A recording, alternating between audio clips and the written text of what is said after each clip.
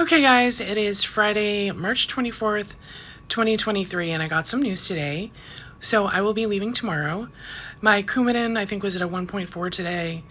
They said that if it's not at a 2 by tomorrow, they'll just send me home with some Lovenox, and I can do the bridging process at home since I've got the CoaguCheck. I think the surgeon will probably be following the INR readings for a few weeks before I make a new appointment to consult with a new cardiologist.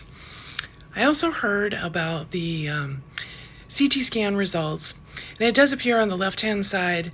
I had the subclavian, vertebral, and carotid connections wrapped, and I'll show you guys some scans that I've had in the past. You can kind of see the white plastic tape. That was done in 2005, and they looked at it and they said the thing that they were happy about is it does appear that there is a small aneurysm, but it's on the subclavian. So that does mean the arm artery versus the brain arteries, which does decrease the risk of stroke when they do go in to do the repair. But they did tell me they do not need to see me until 3 months. So I didn't get 6, but I also didn't get 1 or 2. The other thing that you should know about me is sometimes I think I'm magic. I've actually done a lot of self-experimentation just because when you're in a dying body, it doesn't really hurt to try new things, new supplements, newer, you know what I mean? I've tried all kinds of different modalities. I've done breath work, I've done reflexology, I've done a few other things that I can't remember right now. So again, my brain doesn't always recall things the correct way.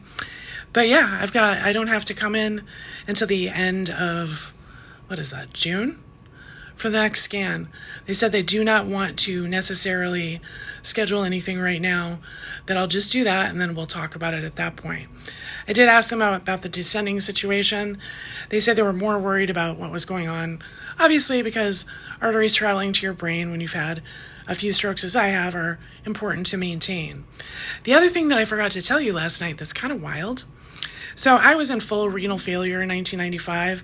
I was in the hospital from October of 1995 through February of 1996. I had full renal failure, but right after Christmas, my kidney kicked in for some reason.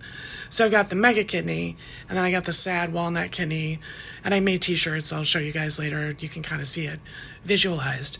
Now, my last surgery that this guy did, I've been on every kind of blood pressure medicine. I'm talking, lisinopril. What the hell is it? God damn it. I've been on a bunch. Atenolol, Procardia. I was on hydralazine. I've been on a multitude of medications. After this last one I had last year, I was only on 100 milligrams of metoprolol, but I haven't been on it. In fact, I'm not on anything at all, except the Coumadin. Now, I've mentioned before, I self-experiment. I take a multitude of different supplements. I try to use my mind to fix things. But it's just truly bizarre that a woman like myself that has one fully working kidney, another one that works only a few percentage points, will not necessarily have to be on blood pressure medication. I have better results here than I've had in forever. Now, I asked them why that might be. I don't know. Maybe it's some of the dietary changes that I had. Maybe it's these random things that I added to my diet. Maybe his work is so magic that he cleaned out a lot of the dysfunction, sewing up the pseudoaneurysm. I'm not really sure, but I should be walking out of here only on Coumadin. I don't even know what to say. Now, another thing that one of the, I did the video the night before I went in there here. Attitude portends outcome.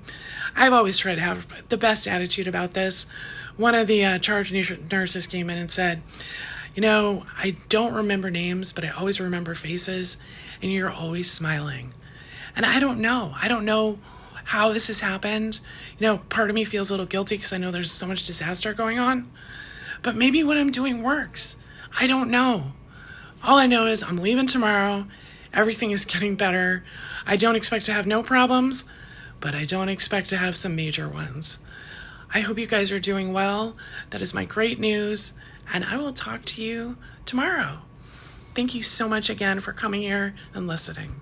All right, take care, guys. Bye.